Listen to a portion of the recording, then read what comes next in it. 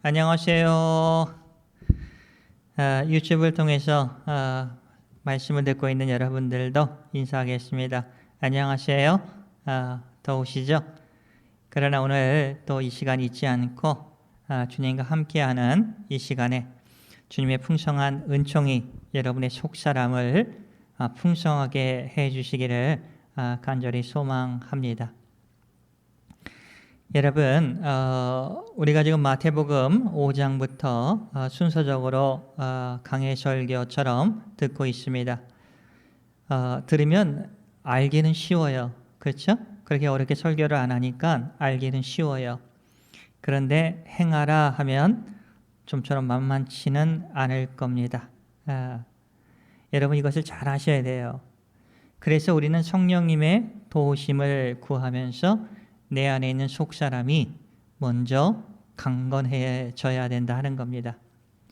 여러분들이 아무리 내가 말씀을 듣고 해야지 각오를 하더라도 여러분의 속사람이 병들고 여러분의 속사람이 마음이 아프고 속사람이 어떤 큰 문제에 부딪혀서 그 짐 때문에 너무 짓눌려 있을 때는 하나님께서 잘 안 보일 때가 많다는 겁니다.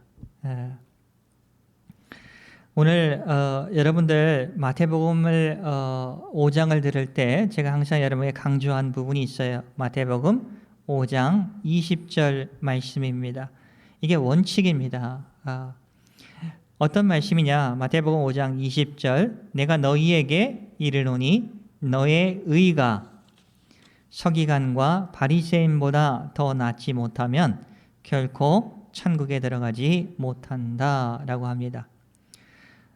서기관과 율법학자죠. 바리새인보다 더 나은 의를 가지지 못하면 하나님 나라에 들어갈 수 없다 이렇게 말씀하고 계시는 거예요. 이게 구체적으로 뭐라 그랬죠? 예수 그리스도를 통해서 우리가 믿음에 의해서 은혜에 의해서 구원을 받는다 하는 거죠. 여러분 이거 좀 설명을 하다 보면 그 믿음은 뭐냐? 예수님께서 우리의 죄를 대신 짊어지셨다 하는 것을 이해하고 받아들이면서 믿는 거예요. 이게 중요한 겁니다. 그냥 이 말을 믿는 게 아니라 정말 예수님이 내 죄를 짊어지시고 죽으셨구나. 그리고 무덤에 묻히시고 3일 만에 부활하셨구나. 그렇죠. 그로 인해서 우리가 새롭게 거듭나게 되었다 하는 겁니다. 이 사실을 이해가 하고 믿고 그리고 그럼으로 인해서 주님이 우리에게 새로운 영혼을 그리고 새롭게 거듭나는 은총을 저희들에게 허락해 주셨다 하는 겁니다. 그런데 이 믿음에 의해서 은혜에 의해서 우리가 새로운 의, 바리새인보다 율법학자들보다 더 나은 의를 받았다고 하는데 좀처럼 이게 마음에 와 닿지가 않는 거예요. 목사님 저도 그럴 때가 좀 있습니다. 그래서 오늘 한번 여러분 오늘 말씀을 들으면서 성령님, 하나님 이렇게 하면서 자신의 그 속사람을 강건하게 해주셔서 하나님의 말씀이 잘 들리고 그걸 또 실천할 수 있는 은총을 허락해 달라고 간구하는 마음으로 오늘 말씀을 들어주셨으면 좋겠다 하는 겁니다. 잘 아셨죠? 네, 아멘 하십니까? 예, 아멘 하십니다. 감사합니다. 그래요.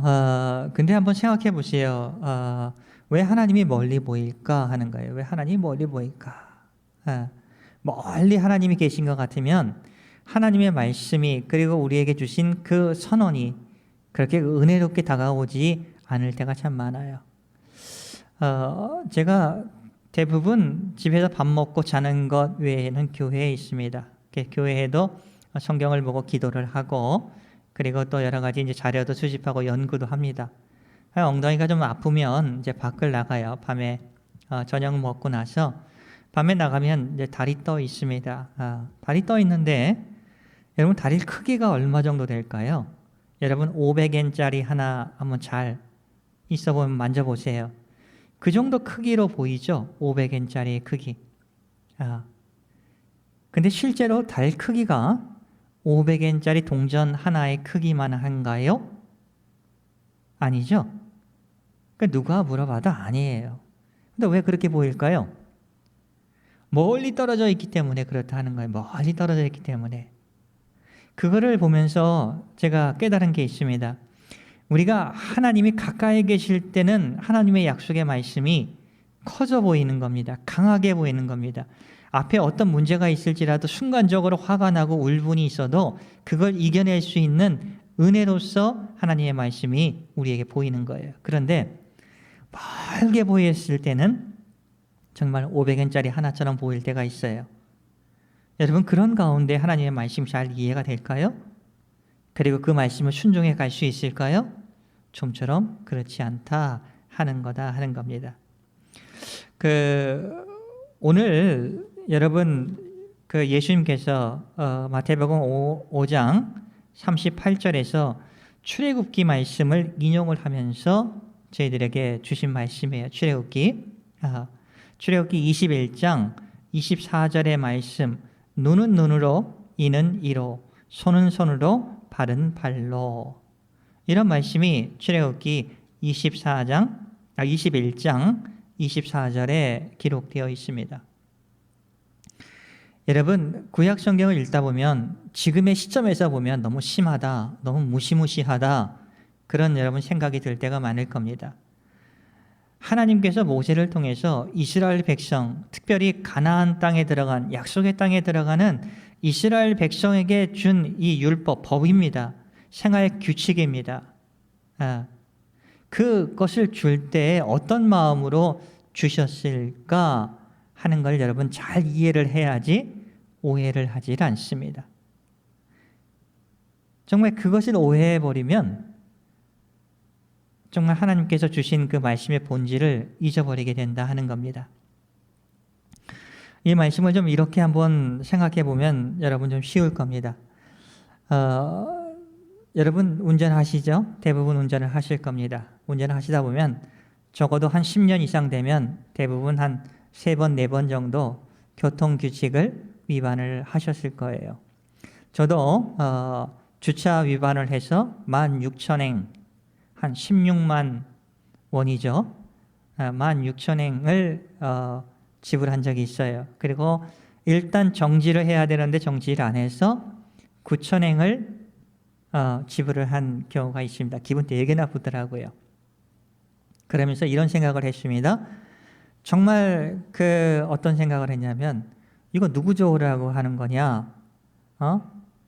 교통안전과 재정을 충만하게 하기 위해서 이렇게 파킹을 금액을 높게 책정을 한 거 아니냐? 이렇게 생각했을 때도 있습니다. 화가 나니까. 근데 나중에 이제 돈을 지불을 하고 나서 시간이 지난 다음에 한번 곰곰이 한번 생각을 해봤습니다. 왜 교통규칙을 어겼을 때 이렇게 금전적 이 벌금을 비싸게 했을까? 한번 생각을 해봤어요. 여러분, 교통규칙은 우리들의 생명과 관계가 있기 때문에 그렇다는 거예요. 생명과. 이게 여러분 중요한 겁니다. 빨간불일 때는 멈춰야 되는 겁니다. 그래서 생명의 안전을 보장받는 거예요. 파란불일 때는 달려야 하는 겁니다. 이 규칙입니다. 그리고 일단 정지해야 될 것은 정지해야 돼요. 왜? 그렇지 않고 하다 보면 사고가 일어나기 때문에 그런 겁니다. 그러면 돌이킬 수 없는 큰 사고까지 간다는 거예요. 여러분, 이걸 아셔야 되는 겁니다. 그래서 벌금을 좀 높게 책정을 한 것은 그것을 지키려 하는 거예요. 왜? 네 생명만 중요한 게 아니라 상대방 생명도 중요하지 않냐 하는 거예요. 자동차를 타고 운전하는 사람만 중요한 것이 아니라 걷고 보행하는 사람도 그 생명은 귀하다 하는 것을 교통규칙을 통해서 좀 깨닫게 되더라고요. 출애굽기에 가나안 땅에 들어가는 이스라엘 백성에게 하나님께서 좀 엄하게 주신 말씀, 거기 들어가면 너희들 중에서 분명히 싸울 것이다. 그러다 보면 사람을 죽일 수도 있죠. 이 치아를 부러뜨릴 수도 있죠. 얼굴을 눈덩이가 밤덩이가 되도록 때려주는 그런 일도 있죠. 그렇죠. 그런데 거기에 대해서 만약에 감정이 정말 참지를 못해서 여러 가지 사건이 일어날 수 있죠. 그러면 피해를 줬다고 한다면 마음가짐이 어떤 마음을 가지라?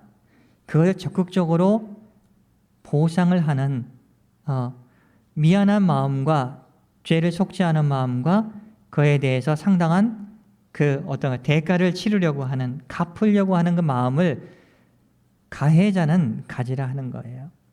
쉽게 말하면 그런 겁니다. 그럼 피해를 입은 사람은 어떻게 돼요? 내가 한 대 맞았으니까 복수해야지, 이런 얘기가 아니에요. 긍휼한 마음을 가지면서 대하라 하는 것이 이 출애굽기 이 말씀, 출애굽기 21장 12절에서 27절, 그 폭행에 관한 법이에요. 살다 보면 이런 일이 일어날 수 있다는 겁니다. 근데 더 중요한 것은 너희들이 정말 피해를 입혔을 때 보상하는 마음과 아파하는 마음을 가지고 피해를 입은 사람을 대하고, 피해를 입은 사람은 정말 그 가해자를 긍휼한 마음으로 대하는 그런 마음을 가지고 살면, 너희들이 가나안 땅에 들어와서 그 주변에 있는 하나님을 몰랐던 사람들, 하나님을 등졌던 나라들, 그 사람들이 너희들이 잘되고 복되는 그 모습을 보면서 정말 하나님이 계시는구나, 하나님께 돌아가야지 하는 그런 복음의 전도가 된다 하는 것을 그 율법을 통해서 말씀해주고 계시는 겁니다. 지금 잣대로 보면 예이 너무해라 그럴지 몰라요. 그러나 당시에 3500년 전 가나안 땅을 중심으로, 여러분 레위기 18장 20장 한번 읽어보세요. 집에 돌아가셔서. 정말 상상할 수 없는 죄들이 그 공동체에서 일어났습니다. 그래서 법을 주신 거예요. 삶을 살아갔을 때 규칙을 주시는 겁니다. 너희들 안에도 죄성이 있기 때문에 죄를 범한다. 범했을 때는 반드시 거기에 대해서 보답하고 그리고 갚아가려고 하는 그 마음을 가지고, 피해를 입은 사람은 그것을 긍휼한 마음을 가지고 대하라, 이렇게 말씀을 해주고 계신다 하는 겁니다. 여러분 좀 이해가 되십니까? 그럴 때 마태복음 5장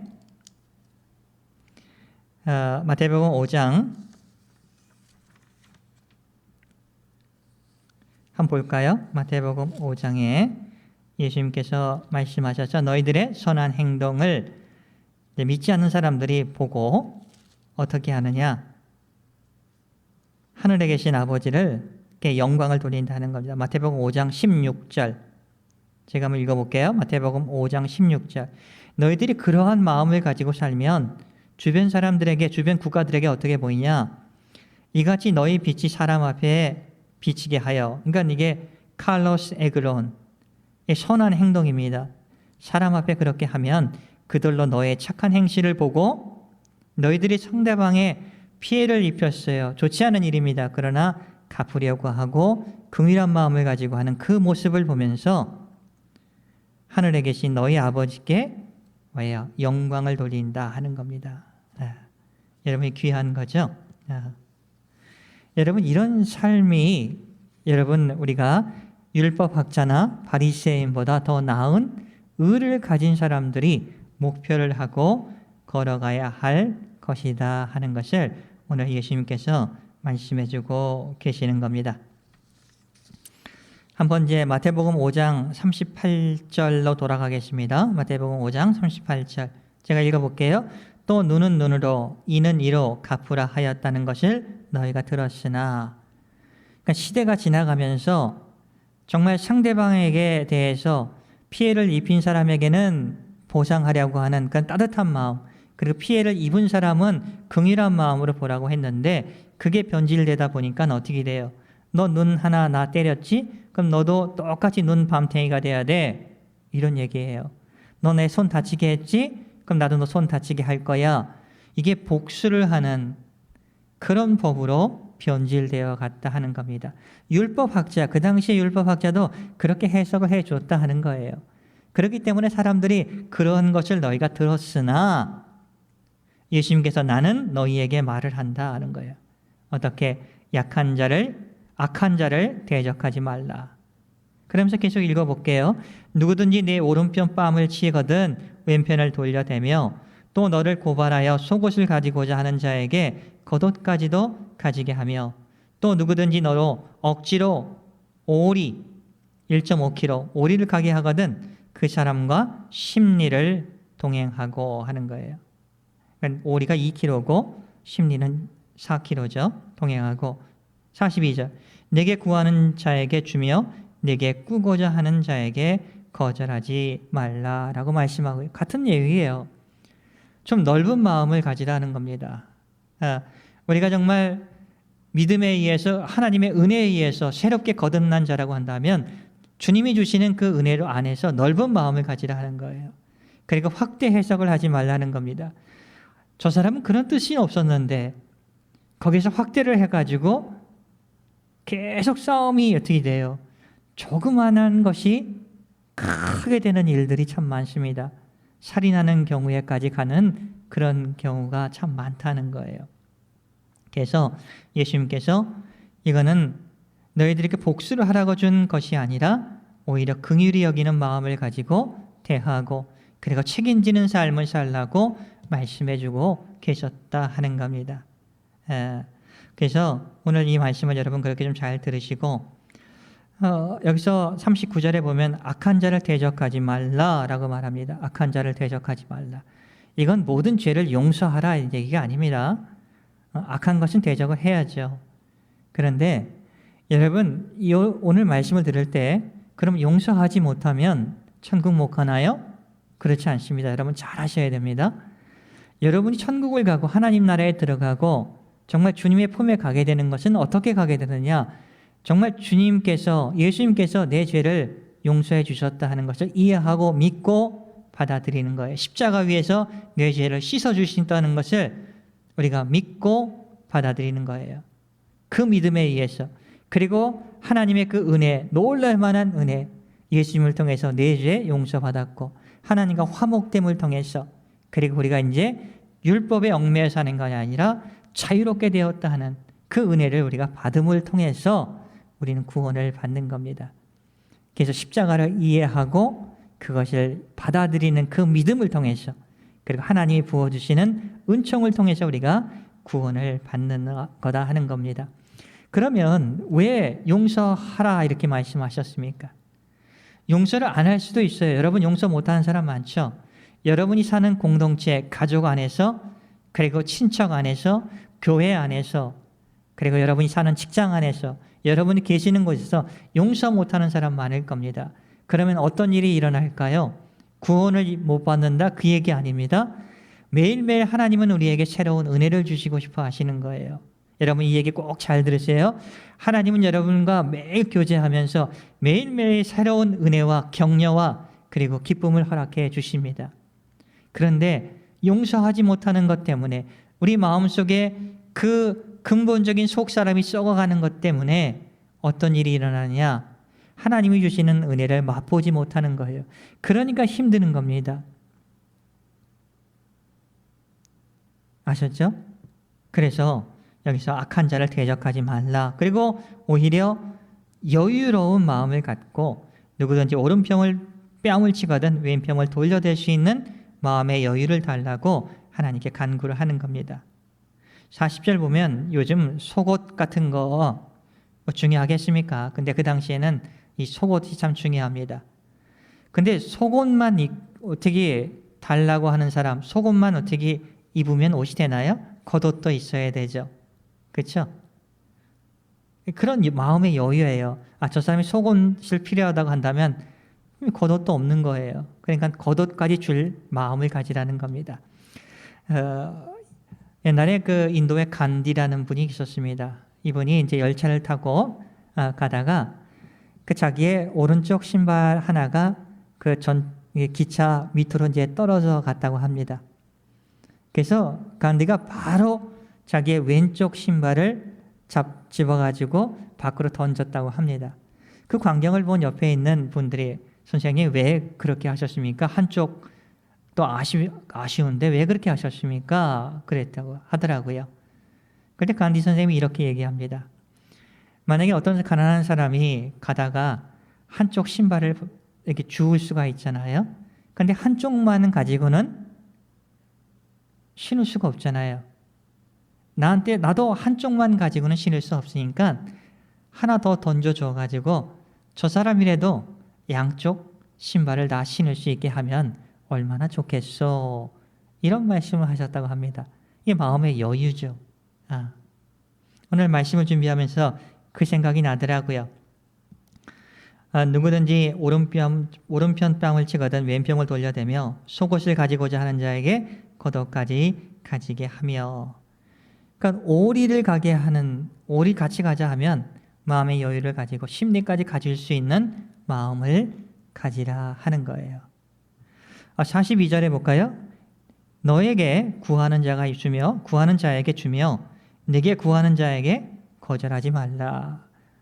제 간증이 하나 있어요. 이번 주 토요일 날 이 설교 본문을 다 이제 정하고 설교 준비를 다 했습니다.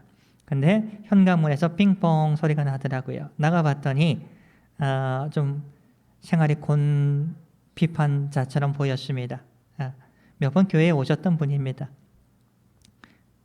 돈 달라고 구제 좀 해달라고 했던 분입니다. 자주 오셔서 제가 거절을 하다가 오늘 말씀을 준비하고 나다 보니까 요 42절 구하는 자에게 주며 내게 꾸고자 하는 자에게 거절하지 말라. 이 말씀이 생각이 나더라고요. 그래서 드렸어요. 그래서 이런 생각이 들더라고요. 복음은 내가 듣고 은혜는 당신이 받았어. 이런 생각이 들더라고요. 여러분들이 복음을 듣고 그것을 실천하다 보면 여러분 가족들이 은혜를 받게 된다 하는 겁니다. 귀한 깨달음이에요. 금전적으로 여유가 있으면 도울 수 있는 것도 참 중요한 것이고 하나님이 그거 어떻게 돼요? 내가 채워줄게 하는 거예요. 정말 피해를 입힌 사람들, 그 다음에 피해를 입은 사람들, 정말 주님의 마음을 가지고 우리가 살아가는 게 참 중요하다 하는 겁니다. 근데 제가 처음에 그렇게 말씀드렸잖아요. 목사님 그거 듣기는 쉽고 이해는 쉬운데 행동하기 어려워요. 맞아요. 그렇습니다. 행동하기 어려워요. 그래서 바울 목사님도 하나님의 사랑과 하나님이 얼마나 나를 만나주고 싶어 하시는 것을 알기 위해서는 너희의 속사람을 강건하게 해달라고 간구를 해야 된다 하는 것을 에베소서 3장 14절에서 19절까지 말씀하고 계세요. 에베소서 3장 14절에서 19절 제가 한번 읽어볼게요.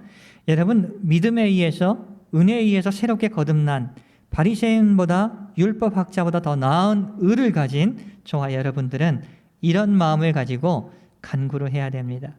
바울 목사님도 많은 하나님의 비밀을 알고 깨달았지만 하나님께 늘 구했다는 것을 여러분 꼭 기억하셔야 됩니다. 14절 에베소서 3장 14절 이러므로 내가 하늘과 땅에 있는 각 족속에게 이름을 주신 아버지 앞에 무릎을 꿇고 비노니 기도하노니 하나님의 영광의 풍성함을 따라 하나님의 성령으로 말미암아 너희 속사람을 능력으로 강건하게 하시오며 해주시기를 바랍니다 하는 거예요.